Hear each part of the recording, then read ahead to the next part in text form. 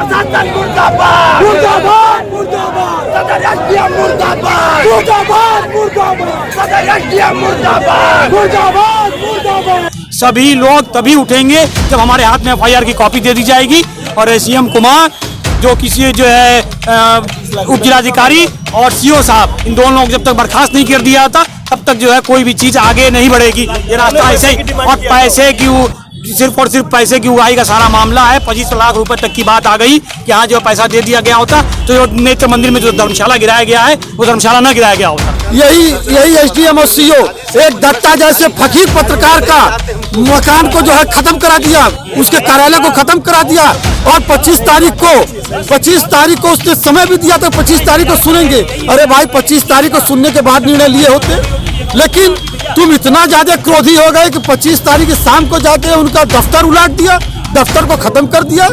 इतना बड़ा संवेदनहीन हो तुम। मैं पूरे ईमानदारी से कहना चाहता हूं कि दोष सत्ता पक्ष के मुखिया में है, क्योंकि सत्ता पक्ष के मुखिया को वो मठ के व्यक्ति है, उनको संवेदनशीलता उनके अंदर नहीं है, उनके अंदर शासन प्रशासन करने का अनुभव नहीं है, लोगों की पीड़ा नहीं मालूम है। अगर लोगों की पीड़ा मालूम होती तो कोविड से भी हमारा देश बाहर नहीं निकला है। आप अतिक्रमण शुरू कर दिए, आप नगर पालिका से दुकानें अलॉट कर देते हैं, पार्किंग की व्यवस्था नहीं करते हैं, गाड़ी खड़ी होगी तो उठवा ले जाएंगे। कैफी आजमी साहब ने कहा था, मैं भी उनका देख रहा था, जिस तरह हंस रहा हूं मैं पी के गर्म अश्क, कोई दूसरा हंसे तो कलेजा निकल पड़े। जिस तरह मैं पी रहा हूं गर्म अश्क, कोई दूसरा हंसे तो कलेजा निकल पड़े। आज वही हाल आपके आजमगढ़ का है।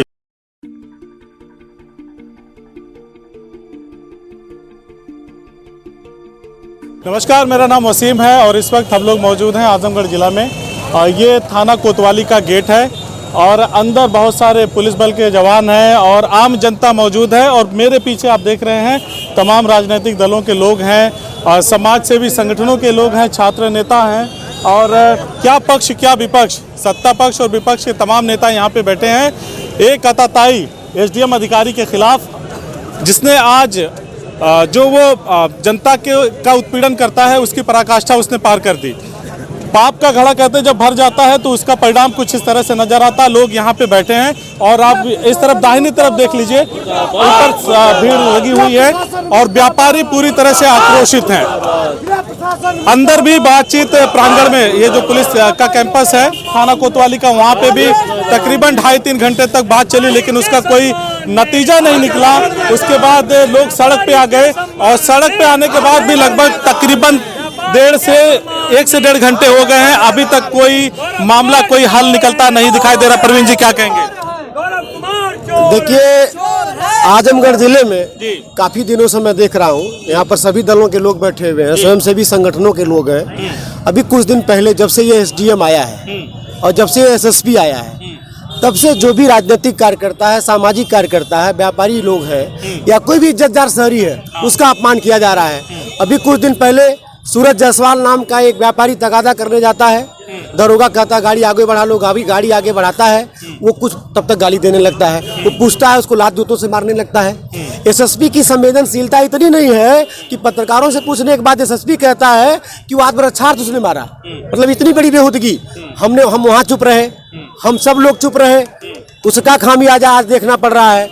इसके बाद 5-5 एमएलए डेलीगेशन लेके जाते हैं। डेमोक्रेसी में विरोध प्रदर्शन करना उनका राइट है और वो भी एमएलए कह हम सीढ़ी से नहीं जा सकते, एक बुजुर्ग एमएलए कह हम सीढ़ी से नहीं जा सकते और कोतवाल धक्का दे देता है।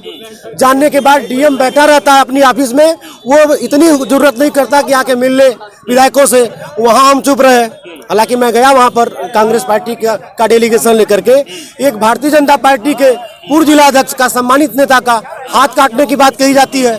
वहाँ सारे आखिर किसका साहस है, किस तरह से कौन बैकिंग कर रहा है कि सत्ता पक्ष के नेताओं का हाथ काटने का है? मैं अपने सत्ता पक्ष के साथियों से क्षमा मांगते हुए मैं पूरे ईमानदारी से कहना चाहता हूं कि दोष सत्ता पक्ष के मुखिया में है, क्योंकि सत्ता पक्ष के मुखिया को वो मठ के व्यक्ति है, उनको संवेदनशीलता उनके अंदर नहीं है, उनके अंदर शासन प्रशासन करने का अनुभव नहीं है, लोगों की पीड़ा नहीं मालूम है।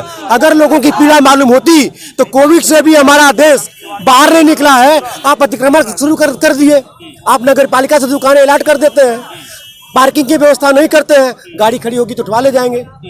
अब सबसे पहले आप टिन सेट जो आगे लगाता है कि बौछार से अंदर पानी ना आए, उसकी व्यवस्था आप करते नहीं। आप नगर पालिका के उससे क्यों अलर्ट किए?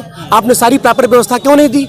आप पत्रकार का घर गिरवा देते हैं, उसको अपना पक्ष रखने का मौका नहीं देते हैं। इसका मतलब मैं पूरी ईमानदारी से कह सकता हूं कि इस उत्तर प्रदेश की योगी सरकार अपने कार्यकर्ताओं के प्रति, आम जनमानस के प्रति, महिलाओं के प्रति, छात्रों के प्रति, मुद्दों के प्रति उदासीन है। और निश्चित रूप से आज आजमगढ़ जनपद दलित सीमाओं से ऊपर उठकर, क्या पत्रकार, क्या पार्टियां, क्या सरकार सत्ता पक्षी लोग, सारे लोग अगर एक होकर के आज इस सड़क पर बैठे हैं, इससे साबित होता है कि योगी सरकार सबको न्याय देने में, सबके साथ ईमानदारी से काम करने में, सबको सुविधा देने में फेल है। और उसके प्रशासनिक जो उनके तबके के लोग हैं, जो उनकी तानाशाही है, ये आजमगढ़ जनपद बर्दाश्त नहीं करेगा। अजय जी, आप सत्ता पक्ष के नेता हैं, जिला उपाध्यक्ष हैं भाजपा के। आपने हमेशा जन की राजनीति की है, जहां जनता की बात आती है तो आपने जाके अपनी सरकार में भी विरोध प्रदर्शन किया जनता को न्याय दिलाने के लिए। तो ऐसे कौन से लोग हैं, अधिकारियों का कितना मन बढ़ गया है कि सत्ता पक्ष के लोगों का हाथ काटने के लिए कहते हैं, शिकायत होती है, फिर भी कार्रवाई नहीं होती? यहाँ का जिलाधिकारी और एसपी एकदम संवेदनहीन है। ये बराबर ये 1 महीने से इस आम जनमानस के लिए इतनी दिक्कत पैदा कर रहे हैं कि हम लोग लगातार उनको चेताया जा रहा है एसपी को। इसमें एसपी सबसे ज्यादा संवेदनहीन है। एसपी की सबसे ज्यादा इसका रोल है पुलिस के लोगों को खराब करने में। हम लोग उनको चेता रहे हैं कि ये एसडीएम आपका इस तरह की बदमाशी कर रहा है। सीओ आपका आम फरियादियों से कहता है कि मेरा हाथ खुजली हो रही है, हम लाठी से बात करना जानते हैं, काम कम करते हैं। तो ये निश्चित रूप से भाई प्रवीण सिंह जी ने बताया है कि उसमें सरकार का कोई ऐसा रोल नहीं है, लेकिन ये सरकार के कानों तक जब पहुंचेगी तो डीएम और एसपी यहाँ अब 1 मिनट रहने वाले नहीं है। चुनाव का जो है ये मुख्यमंत्री कहते रहे कि जनता का हित सर्वोपरि है, जनता के हित से कोई समझौता नहीं है। तो जहां पे उत्पीड़न होता है, क्या उन तक बातें नहीं पहुंचती हैं? निश्चित रूप से हम इस बात को पहुंचाएंगे और उनको अभी तक ये मालूम नहीं है। जैसा कि ये संवेदनहीन बताया आपको, एक हमारे सत्ता है, हमारे पार्टी के पूर्व अध्यक्ष का यही सीओ हाथ कटवा रहा था। हम लोगों ने कहा 2 दिन में हटा देंगे। यही एसडीएम और सीओ एक दत्ता जैसे फकीर पत्रकार का मकान को जो है खत्म करा दिया, उसके कार्यालय को खत्म करा दिया।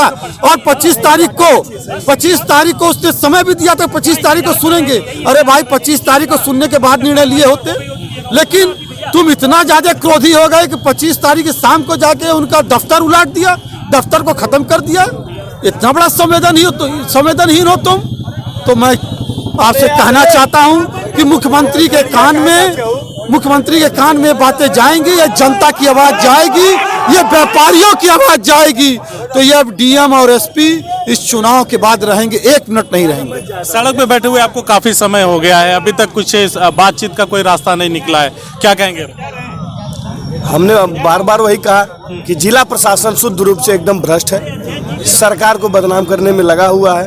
और खास तौर से जो एसडीएम गौरव कुमार है और सीओ राजेश तिवारी, ये दोनों बहुत ही बदतमीज हैं। ये व्यापारियों से परमानेंट धनुगाही की बात करते हैं, तरह तरह मास्क को लेकर के, गाड़ी का चालान को लेकर के परेशान करने का काम करते हैं, बदतमीजी करते हैं। बहुत शिकायत हो चुकी है, आखिर सरकार कार्रवाई क्यों नहीं कर रही? भाई सरकार को अपने शीर्ष नेतृत्व को हमने सूचना पहुंचाया है, जानकारी दी है। डीएम ने कहा कार्रवाई कर रहे हैं, लेकिन अब तक कार्रवाई नहीं हुई। जब तक कार्रवाई नहीं होती है, जब तक एफआईआर उस पर दर्ज नहीं होता, तब तक हम लोग आंदोलन करते रहेंगे, रोड पे बैठे रहेंगे। आश्वस्त किया है, चाहे वक्त कितना भी लगे। नहीं, एफआईआर दर्ज कर ले, एफआईआर दर्ज कर दे, हमको आश्वस्त कर दे, हम चले जाएंगे। एफआईआर दर्ज होगी तो आप लोग? हाँ एकदम एफआईआर दर्ज। एफआईआर दर्ज होगी तो जी उनके भाई आप आगे आ जाइए। जो पीड़ित हैं उनके भाई हमारे साथ मौजूद हैं सड़क पे, वो भी काफी समय से बैठे हैं। क्या कुछ बात हुआ अंदर से कि कुछ एफआईआर वगैरह? अभी एफआईआर का पूर्ण रूप से हम लोगों को कोई भी कॉपी दी नहीं गई है, सिर्फ और सिर्फ मुजवानी बातें हो रही हैं।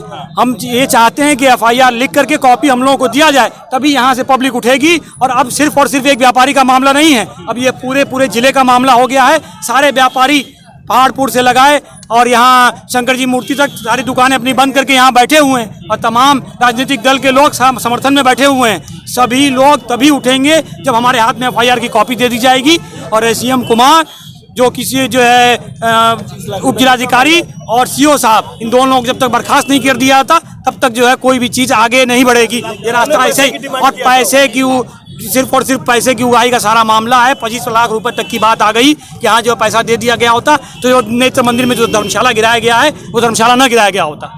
जो कि लाख रुपए कैसे? जो कि धर्मशाला जो नेत्र मंदिर में बना हुआ था उस धर्मशाले को गिरा दिया गया, नेस्तनाबूद कर दिया गया, जो आम पब्लिक की सहूलियत के लिए बना हुआ था।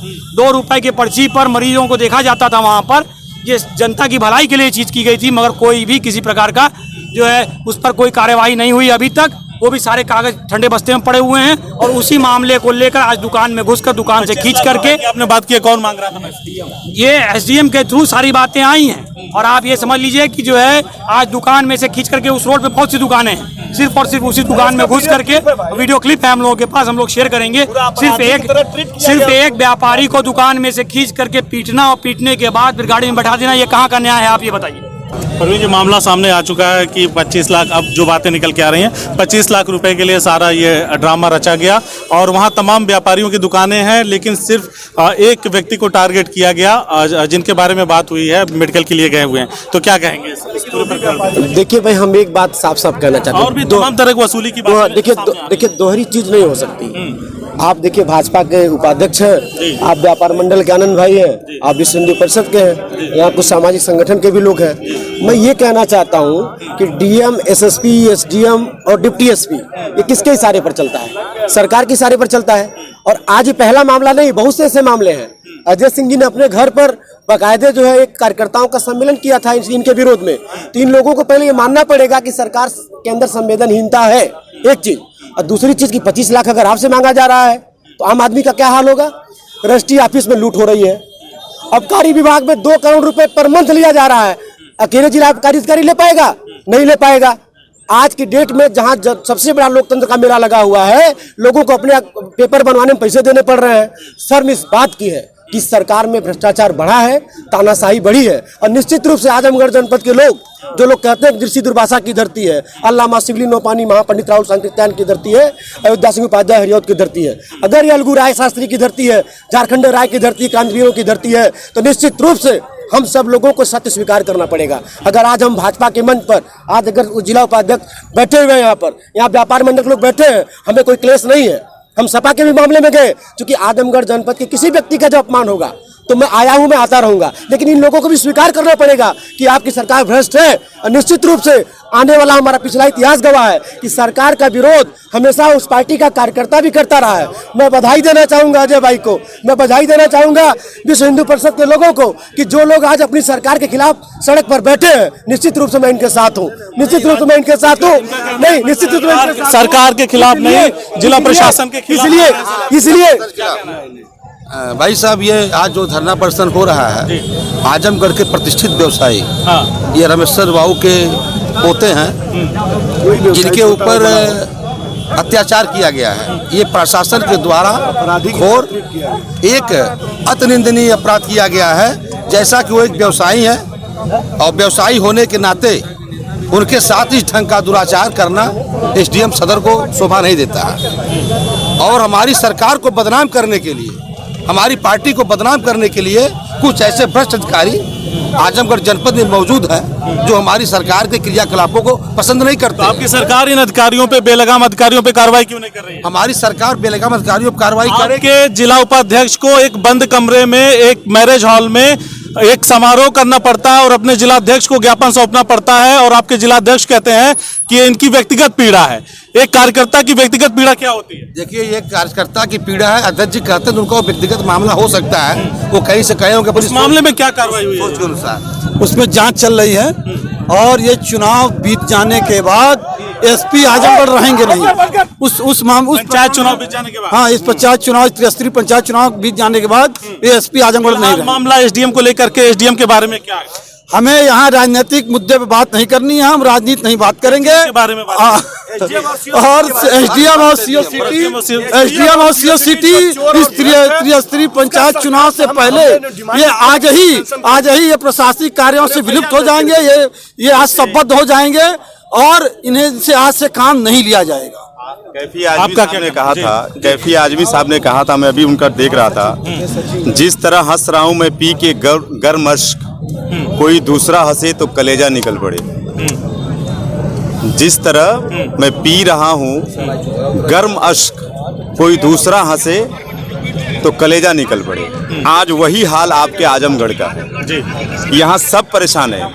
हैरत इस बात का नहीं है कौन परेशान है, यहाँ सब परेशान है। तो इनकी परेशानियों की पीड़ा को देखते हुए मैं इतना ही कहना चाहूँगा कि आपको अपनी आवाज़ सच्चाई से बुलंद करनी पड़ेगी। बिल्कुल। अगर आप उस पार खड़े होकर इस पार की लड़ाई लड़ेंगे तो ये लड़ाई कामयाब नहीं होगी। आपको उस पार से आके इस पार बैठना पड़ेगा। और जब इस पार बैठ गए हैं, जो सरकार हो या सरोकार हो, और सरकार को सरोकार से कोई मतलब नहीं है। बात मास्क की थी तो मैं आपसे इतना ही कहना चाहूँगा कि देश के गृह मंत्री पूरे हिंदुस्तान घूम रहे हैं बगैर मास्क के। देश के प्रधानमंत्री जबरदस्ती बगैर मास्क के घूम रहे हैं और एक व्यापारी किसी कारणों से अपने दुकान पे खड़े हो रहे हैं। क्यों घूम रहे हैं? आप वो जाने। चुनाव में घूम रहे हैं ना, चुनाव में फ्री है। आपकी पार्टी बाइकाट क्यों नहीं करती चुनाव? चुनाव में लड़ने चले जाती है आपकी पार्टी। हम मास्क लड़े या प्रधानमंत्री से लड़े? आप प्रधानमंत्री से लड़ने की बात नहीं, वो चुनाव में जा रहे हैं प्रचार करने। अगर वो गलत कर रहे हैं तो बाइकाट क्यों नहीं कर रहे हैं? हम लोग हमेशा सच्चाई के साथ हैं और प्रधानमंत्री जी से उनके कार्यों के खिलाफ लड़ाई लड़ते रहे हैं। मेरा मुद्दा इस व्यापारी से है। वह व्यापारी अगर अपने दुकान पे खड़ा है तो सरकार को सोचना चाहिए, एसडीएम साहब को इतना जल्दी अंग्रेजी रूप अख्तियार नहीं करना चाहिए था कि तुरंत डंडे और लाठी का बरसात कर दें। एक बुजुर्ग आदमी अपनी दुकान पे खड़ा है, आप डंडे से खींच के मारेंगे। इसी तरीके का वहसियात हरकत बलिया के डीएम ने किया, एसडीएम ने किया था। आपको याद होगा कि उनको सस्पेंड करना पड़ा। ये रोलेट एक्ट नहीं है कि जिसको जब चाहे जहां चाहे उठा के बंद कर दें और सजा बता रहे हैं। दूसरा कि चुनाव है, इस वजह से उनका सस्पेंशन नहीं हो सकता। आप क्या कहते हैं, पूरे घटनाक्रम को कैसे देखती हैं आप? देखिए, ये बात महज मास्क की नहीं है। ये जो पूरा चोरी डकैती का लाइसेंस लेके लोग आए हैं, पूरे जिले में डकैती डाल रहे हैं, ये बात उसकी है। 25 लाख रुपए की बात है कहीं ना कहीं। बिल्कुल। मैं तो यही कहना चाहूंगी कि जब इस तरह से चोरी डकैती होगी, लाइसेंस दे के छोड़ दिया जाएगा गुंडों को, तो यही होगा। तो देखा आपने, यहाँ पे लोग सड़क पे बैठे हुए हैं, हालांकि उठ भी रहे हैं। कि क्या वजह इसकी है उसको भी पता करने की कोशिश करेंगे। यहाँ पे फिलहाल लोगों का कहना है कि जब तक हमें न्याय नहीं मिल जाता, जब तक कार्रवाई नहीं हो जाती, तब तक हम लोग यहीं पे डटे रहेंगे और जो भी इसमें ताज़ा अपडेट होगा हम आप तक पहुँचाते रहेंगे। शुक्रिया।